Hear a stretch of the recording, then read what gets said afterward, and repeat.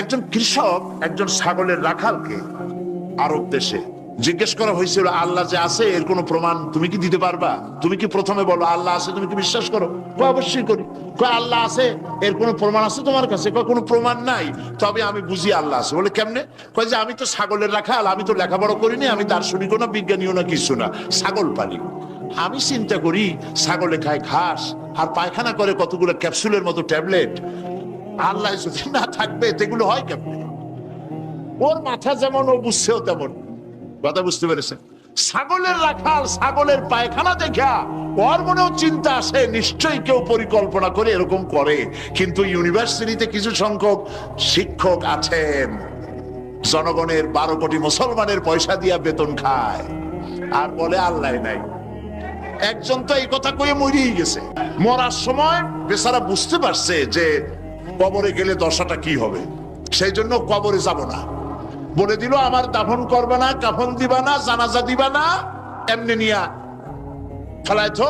তারপরে কি বলে মেডিকেল কলেজে দিয়ে দিও, ছেলেরা আমাকে অপারেশন করিয়া কাটাছেড়া করিয়া অপারেশন শিখবে। তার ওসিয়ত অনুযায়ী কাজ হয়েছে। এত বড় বুদ্ধিজীবী, তো তার ওসিয়ত তো শোনাই লাগে। ওর কাফনও হয় নাই, দাফনও হয় নাই, গোসলও হয় নাই, কপালে নাই, কি হবে? তারপরে থুইছে বারডেমের মধ্যে। কিছুদিন পর তাকে পাঠানো হয়েছে মেডিকেল কলেজে। মেডিকেল কলেজের ছাত্ররা যখন শুনলো যে ওই লোকটার লাশ আসতেছে, ওরা দাঁড়ায় বলছে আল্লাহর রাস্তে মাপ চাই, এই হুজুর এখানে আনবেন না। উনি বেঁচে থাকতে আল্লাহরে অস্বীকার করছে। এখন ওনারে কাইটা যদি আমরা অপারেশন শিখি, তাহলে যে রুগীরে ধরবো যাও বাস পেয়ে ওইটা মরবে, কাজী এদারে ফিরাও। এরপরে নিয়া কোনো জায়গায় নিল না, আবার নিয়া বারডেমের ডিপ ফ্রিজের মধ্যে রেখে দিছে। আমার এখন চিন্তা হয়েছে যে এই লাশটারে যদি এখন রাস্তায় ফেলায় দেয়, কুত্তাও খাবে না। কারণ আমার দেশের কুত্তা, আমার দেশের কুকুরেরা এতটা অভদ্র না যে কুকুরে এত পুরানা বাসি লাশ খাওয়ার মতো আমাদের কুকুর এত বেয়াদব হয় নাই, এতটা অসভ্য হয়ে পারে না। কাজী আল্লাহর সাথে যারা নাফরমানি করে, আল্লাহ এরকম দেখান, তবে এগুলি বুঝবে কারা? বুঝবে কারা? আল্লাহ রাব্বুল আলামিন বলেন ওয়াতিলকাল আমসালু নাদরিবুহা লিন্নাস ওয়া মা ইয়াকিলুহা ইল্লাল আলিমুন। অসংখ্য দৃষ্টান্ত এই পৃথিবীর বুকে ছড়ায় রেখেছি। এসব দৃষ্টান্ত থেকে উপদেশ গ্রহণ করতে পারবে তারা যাদেরকে আমি রব্বুল আলামিন জ্ঞান দান করেছি, যাদের জ্ঞান দিয়েছি। ওরা তো জ্ঞান পায় নাই, ওরা পাইছে বুদ্ধি। ওরা কি পেয়েছে? বুদ্ধি। আল্লাহ কোরআন শরীফে কোথাও বলেন নাই যে তোমরা আমার কাছে দোয়া করো আল্লাহ আমার বুদ্ধি বাড়ায় দাও। আছে না এরকমের কথা? আল্লাহ কি বাড়াইতে বলছেন? আল্লাহ রাব্বুল আলামিন বান্দাদেরকে শিখায়েছেন, বান্দার আমার কাছে দোয়া কর, রব্বি জিদনি ইলমা। পড়েন সবাই, রব্বি জিদনি ইলমা। আয় আমার রব, আয় আমার স্রষ্টা, তুমি আমার ইলমকে, আমার জ্ঞানকে বৃদ্ধি করে দাও। বলেন সুবহানাল্লাহ। সুতরাং আল্লাহ রাব্বুল আলামিন সম্পর্কে সামান্য লেখাপড়া যারা করে, ওরা আল্লাহরে বুঝবে কি করে? তবে আল্লাহ কোনো অ্যাকশন নেন না। পিঁপড়া সে যদি হাতির দেখে একটা ঠ্যাং উঁচু করে বলে, এই হাতি কত বড় একটা দেহ, এরকম যদি একটা বেসকি দেয়, তাহলে হাতি কি পিঁপড়ারে তাড়িয়ে আসে নাকি? আরে তোমার মতো ছাগল পাগল কইলো যে আল্লাহ নাই, তাতে আল্লাহর কিছু আসে যায়? ছাগল পাগল কুকুর ভেড়া এগুলোর কোনো দাম নাই আল্লাহর কাছে, এগুলোর কোনো মূল্য নাই। আল্লাহ পাক বলেছেন যারা আল্লাহরে অস্বীকার করে, যারা কাফের, তারা জানোয়ারের চাইতে নিকৃষ্ট। তারা হচ্ছে পৃথিবীর সমস্ত সৃষ্টি জগতের মধ্যে নিকৃষ্ট হচ্ছে তারা, যারা কাফের, যারা আল্লাহকে অস্বীকার করেছে। দেখুন কোরআন শরীফে আল্লাহ পাক এক জায়গায় বলেছেন, আমি মানুষ এবং জিনেদের মধ্যে এক শ্রেণীর মানুষ আর জিনকে তৈরি করেছি জাহান্নামের জন্য। জাহান্নামের জন্য তারা তৈরি হয়েছে। কারা? লাহুম কুলুবুন লা ইয়াফকাহুনা বিহা, যাদেরকে অন্তঃকরণ দিয়েছি, এই অন্তঃকরণ দিয়ে সব বুঝলো, এই বিবেক দিয়ে সব বুঝলো, কিন্তু আমারে বুঝলো না, আমার সৃষ্টি বুঝলো না। ওয়ালাহুম আয়ুনুন লা ইউবসিরুনা বিহা, তাদের চোখ দিছি, কিন্তু চোখ দিয়ে সব দেখলো, আমার সৃষ্টি দেখে আমাকে চিনলো না। তাদের কান দিলাম, এ কান দিয়া সব শুনলো, কিন্তু মজলুম দুর্বলের ফরিয়াদ তাদের কানের মধ্যে ঢুকলো না। উলাইকা কাল আনআম, আল্লাহ পাক বলেন এগুলি হলো চতুষ্পদ। কি কোন আপনারা বলেন? কি জানোয়ার? কে বলতেছেন? আপনারা কি রাগ করতেছেন নাকি? আর রাগ করলে হবেটা কি? সৃষ্টি যিনি করেছেন, এই পদবাচ্যে বিশেষিত বিবেচিত করেছেন সেই আল্লাহ। আল্লাহ পাকই বলছেন বিবেক দিলাম, আমাকে চিনলে না, চোখ দিলাম, আমার সৃষ্টি দেখে আমাকে উপলব্ধি করলে না, হেদায়েত পেলে না, কান দিলাম, হক শুনলে না, উলাইকা কাল আনআম, মালিক চেনো নাই, কাজী তুমি হচ্ছ চতুষ্পদ জানোয়ারের মতো।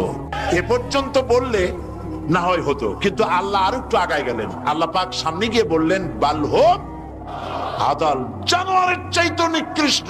কোরআন, কোরআন হচ্ছে বিশ্ববাসীর জন্য আল্লাহ পাকের পক্ষ থেকে সর্বশেষ হেদায়েতের কিতাব। এবং এই কোরআন পৃথিবীতে শুধু মুসলমানদের জন্য কোরআন আসেনি, কোরআন এসেছে সমগ্র মানব গোষ্ঠীর হেদায়েতের জন্য।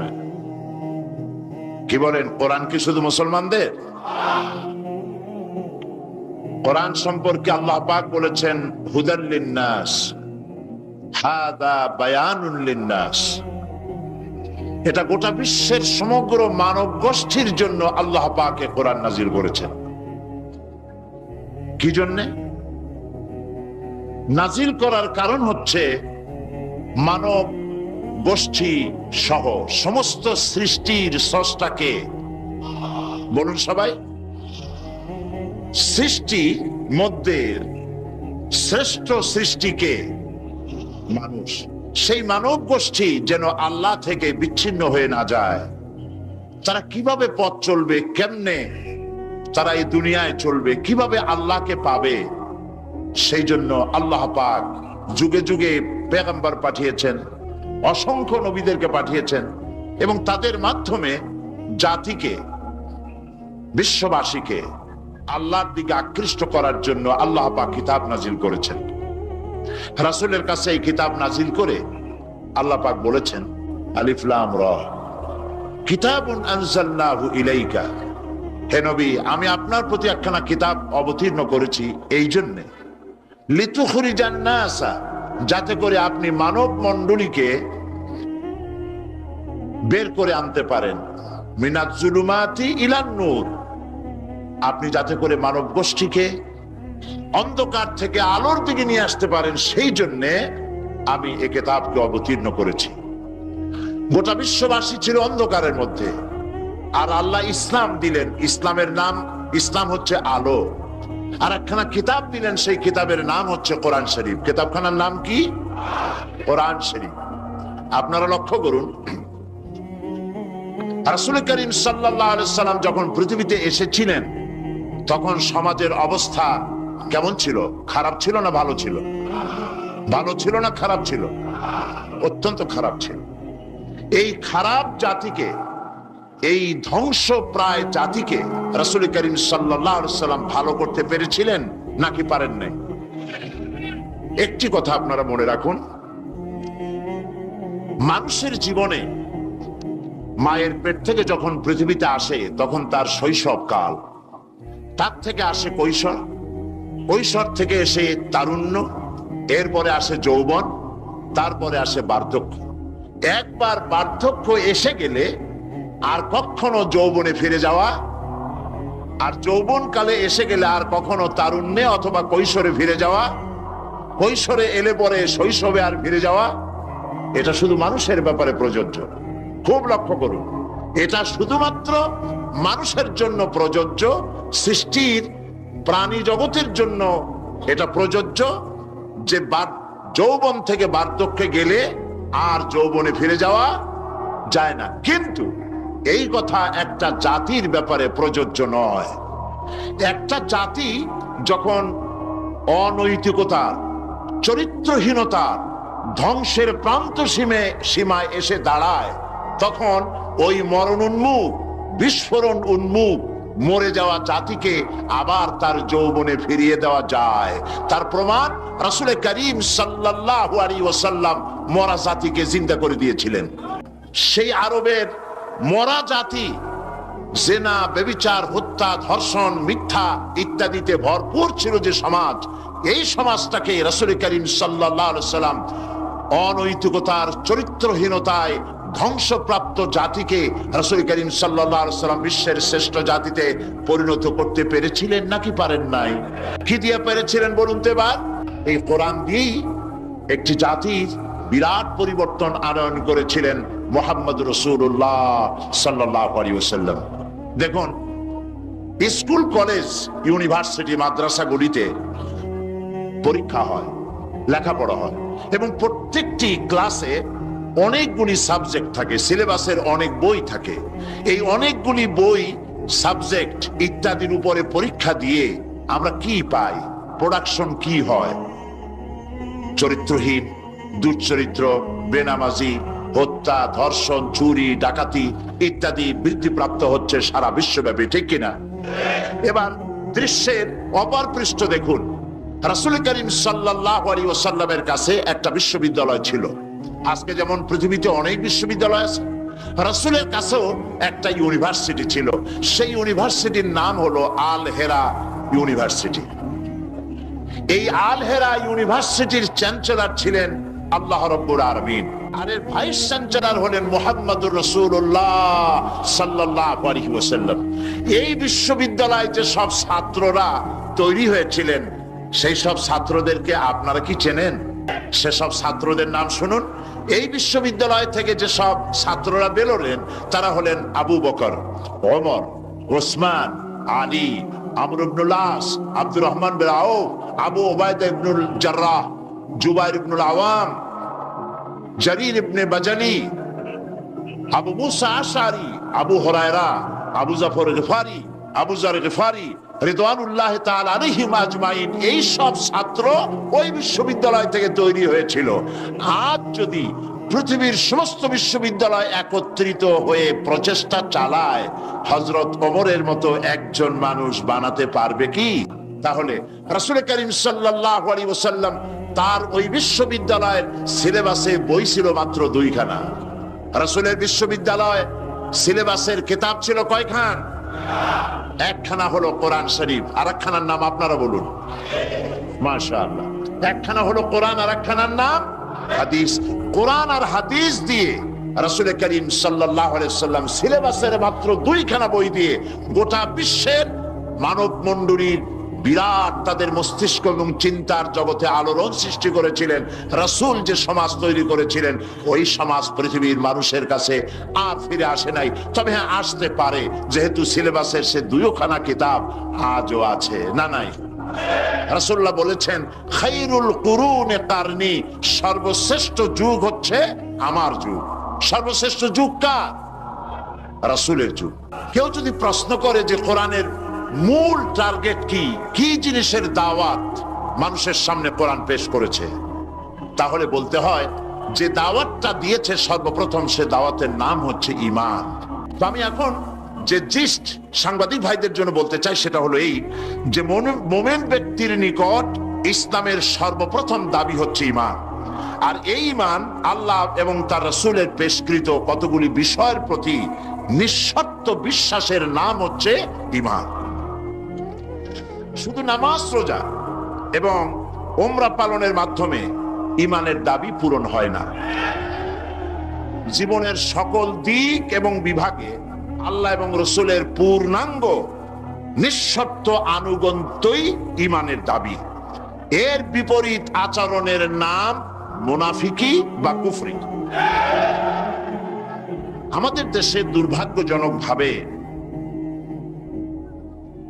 অত্যন্ত দুর্ভাগ্যজনকভাবে রাষ্ট্রীয় পৃষ্ঠপোষকতায় ঈমানের বিপরীত কার্যক্রম শুরু হয়েছে।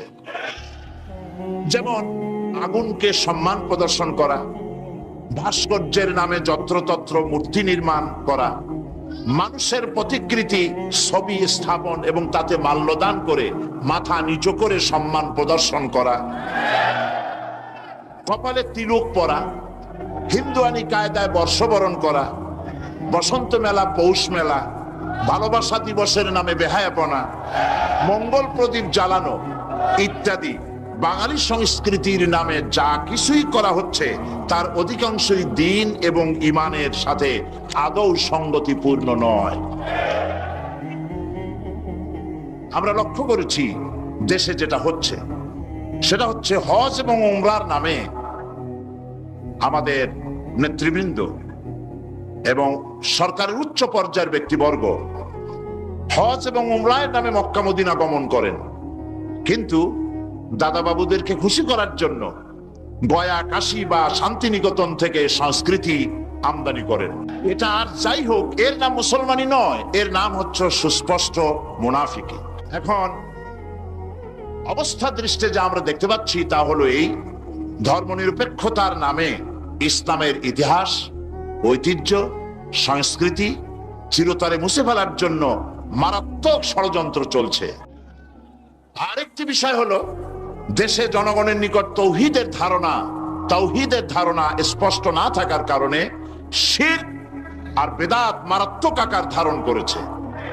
সওয়াবের নিয়তেই লোকেরা অজ্ঞতাবশত শিরক করছে, পীর পূজা, মাজার পূজা, আস্তানা পূজা করে মানুষ তাদের ঈমান নষ্ট করছে।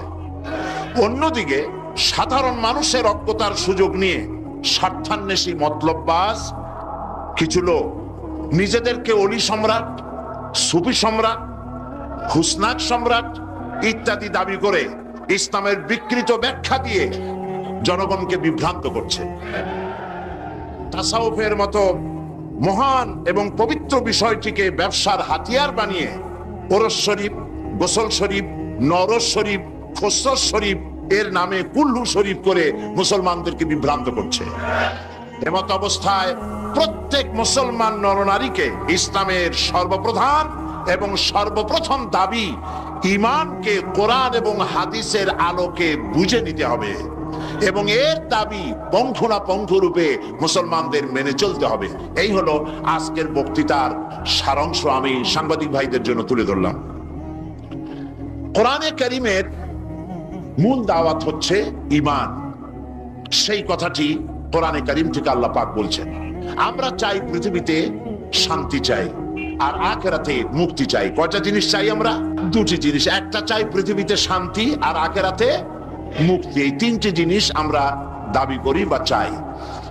এখন এই শান্তি, দুনিয়ার শান্তি এবং আখিরাতের মুক্তি কিভাবে হবে সেজন্য আল্লাহ পাক বলছেন, ইয়া আইয়ুহাল্লাযীনা আমানু হাল আদুল্লুকুম আলা তিজারাতিন তুনজিকুম মিন আযাবিন আলীম تؤمنون بالله ورسوله وتجاهدون في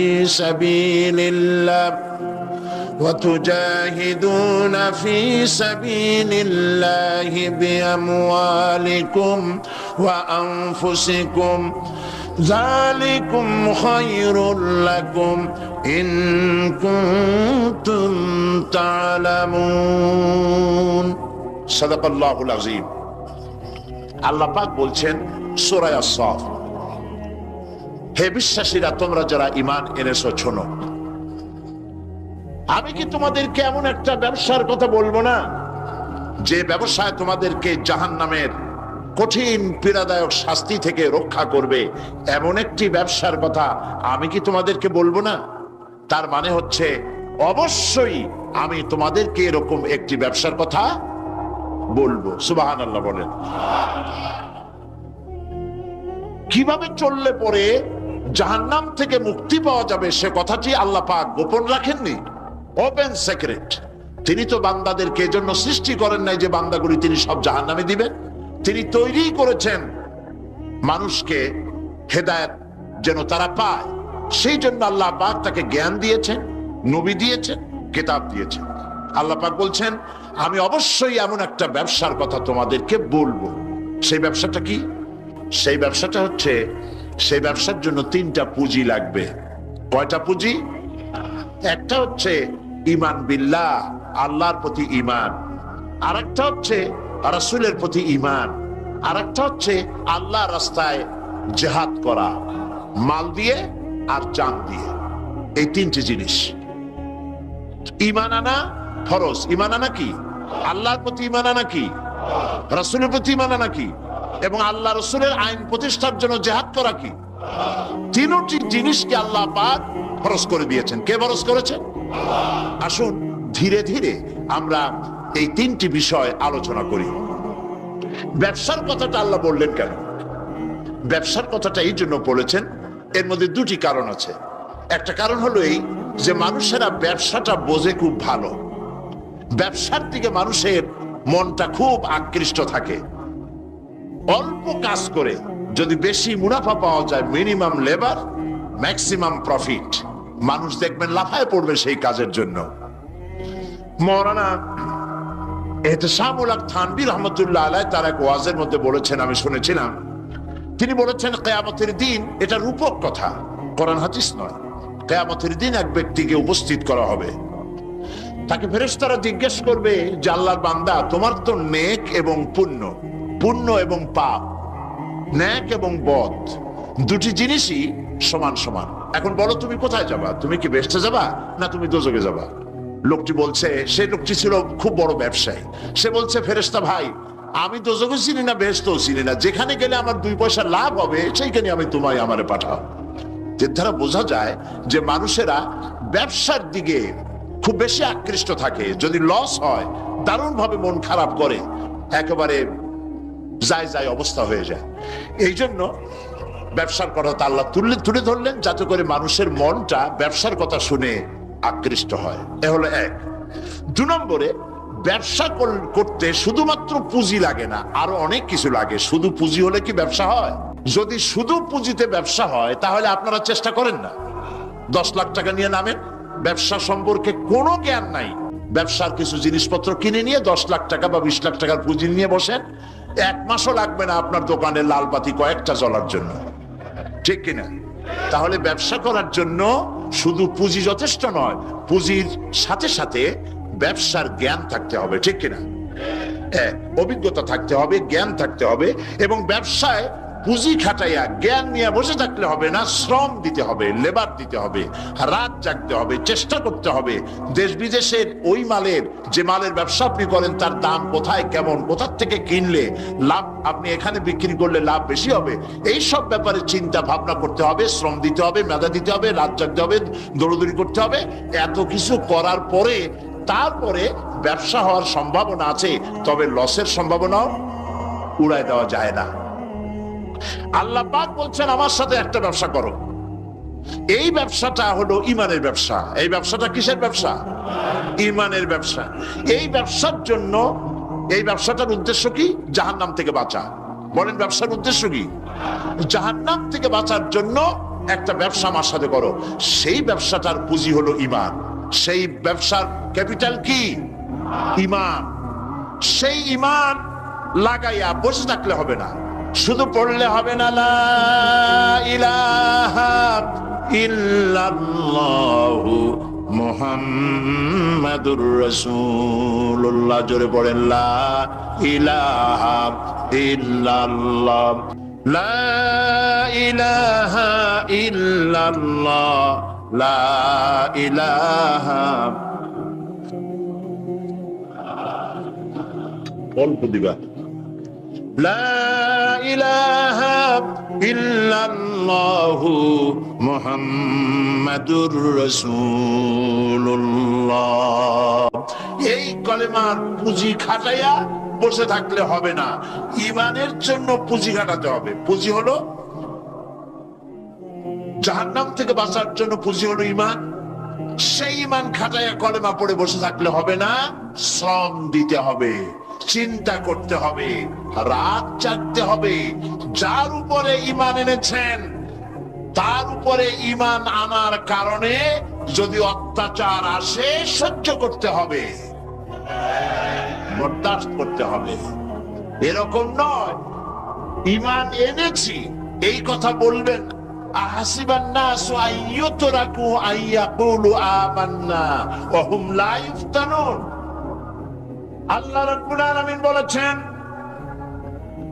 লোকেরা কি একথা ভেবেছে ঈমান এনেছি এই কথা বলার সঙ্গে সঙ্গে বিনা পরীক্ষায় আমি তাদেরকে জান্নাত দেব, এটা কি মনে করেছে, মনে করে নিয়েছে নাকি? ওয়াহুম লা ইফতানুন, তাদেরকে পরীক্ষা করা হবে না? অবশ্যই পরীক্ষা করা হবে। শুধু ঈমান এনেছে এই পুঁজি খাটালে হবে না, পরীক্ষা দিতে হবে, কষ্ট করতে হবে, মার খাইতে হবে, জেলে যেতে হবে, পরিশ্রম করতে হবে।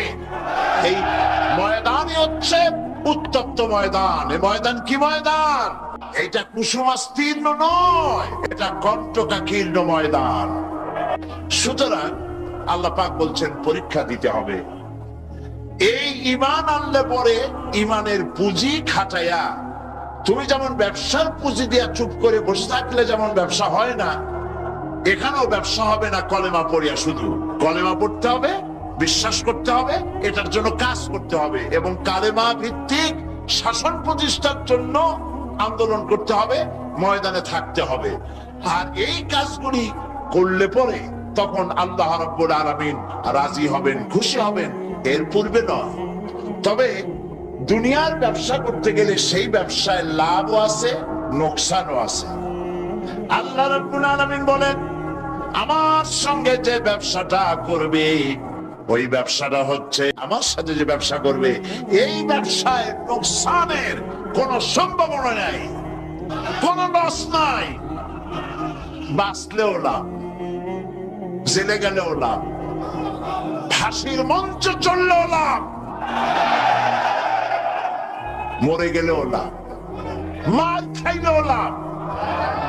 এটা সব জায়গায় লাভ আর লাভ। সুবহানাল্লাহ বলতে ইচ্ছে করে না? কারণ তুমি মার খাচ্ছ কার জন্যে? জেনে যাচ্ছ কার জন্যে? ফাঁসির মঞ্চে চড়ছ কার জন্যে? সুতরাং তোমার তো কোনো দুঃখ থাকার কথা নয়, তোমার তো কোনো চিন্তা থাকার কথা নয়। আমাকে তো আমার আল্লাহ শিখেই দিছেন কি, কুল ইন্না সালাতি ওয়া নুসুকি ওয়া মাহইয়ায়া ওয়া মামাতি লিল্লাহি রাব্বিল আলামিন। পড়েন আমার সাথে। আল্লাহ পাক বলেন, বলো নিশ্চয়ই আমার নামাজ, আমার কুরবানি, আমার হায়াত, আমার মওত সবকিছু আল্লাহ রাব্বুল আলামিনের জন্য। কার জন্য? তাহলে মুমিনের কি কোনো দুঃখ থাকার কথা, কোনো কষ্ট থাকার কথা? নিশ্চয়ই নয়। মুমিন সর্বাবস্থায় আল্লাহর উপরে রাজি থাকবে, খাইরিহি ওয়া শাররিহি মিনাল্লাহি তাআলা। আমার উপরে যদি কোনো বিপদ আসে অথবা আমার যদি কোনো সুখ আসে, সবকিছু কার পক্ষ থেকে? হয়রান হওয়ার, পেরেশান হওয়ার কোনো কারণ নাই। আমার জন্য যা হয় তার মধ্যে কল্যাণ আছে। আমি বুঝি না কল্যাণটা কত দূরে, তবে কল্যাণ হবেই হবে ইনশাআল্লাহ। আল্লাহ পাক বলছেন, শোনো, আল্লাহর উপরে ঈমান আনতে হবে। তুমিনুনা বিল্লাহ। আমরা কি জাহান্নাম থেকে বাঁচতে চাই? তাহলে আল্লাহ পাক বলছেন আমার উপর ঈমান আনো। এখন আল্লাহর উপর ঈমান আনার জন্য 4টি শর্ত আছে। কয়টি শর্ত? মুখস্থ করেন। আল্লাহর উপর ঈমান আনার জন্য 4টি শর্ত। 1 নম্বরের শর্ত হচ্ছে আল্লাহ পাক আছেন, এটা বিশ্বাস করতে হবে। অনেক মুমিনও অনেক সময় প্রশ্ন করে বসে বিপদ দেখে, আল্লাহ কি আছে? এই চিন্তায় এই ধরনের পেরেশানি আর হতাশ হয়ে কথা বলতে পারে কেবলমাত্র যাদের ঈমান যত দুর্বল, বিপদে তারা তত বেশি হতাশ হয়। আর ঈমান যত সবল, সে জানে যে আল্লাহ পাকের ফয়সালার অতিরিক্ত কিচ্ছু হবে না, যা হবে সবটাই আমার আল্লাহর ফয়সালা। কার ফয়সালা? সুতরাং আল্লাহ পাকের উপরে ঈমানটা আনতে হলে 4টি শর্ত লাগবে। একটা হচ্ছে আল্লাহর উপরে ঈমান এনেছে, এই কথাটা বললেই হবে না। ঈমান এনেছি চারটি শর্ত লাগবে। প্রথম হচ্ছে আল্লাহ আছেন, এটা স্বীকার করতে হবে, বিশ্বাস করতে হবে।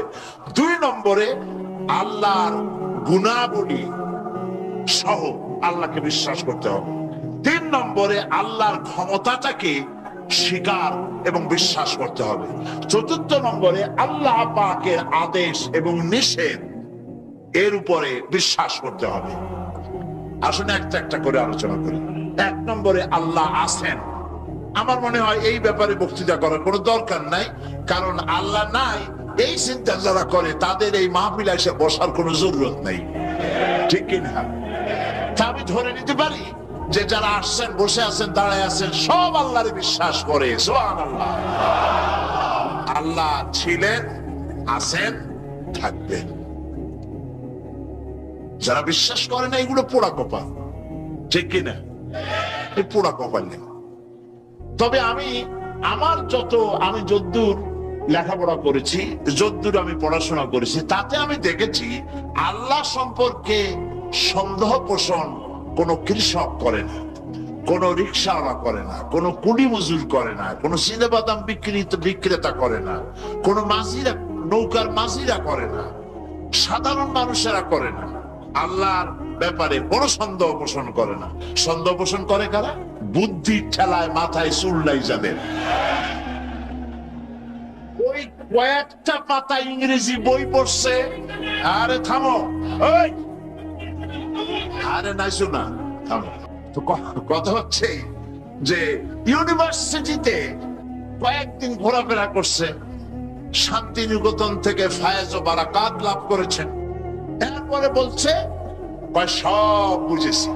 লোকেরা জিজ্ঞেস করে, বাবাজি কি বুঝেছ? কয়তে দেয়ার ইজ নো গড। ওর বাপের মাথা বুঝছে।